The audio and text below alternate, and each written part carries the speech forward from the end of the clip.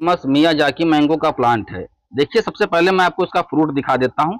शुरुआत से ही इसका फ्रूट लाल कलर का होता है। ये बहुत ही बेहतरीन है।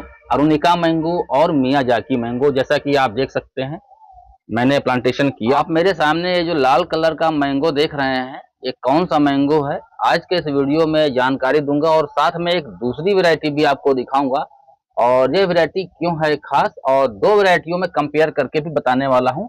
और एक वैरायटी मैं आपको ये दिखा रहा हूँ, ये देख सकते हैं, ये वर्ल्ड फेमस मैंगो है। ये देख लीजिए,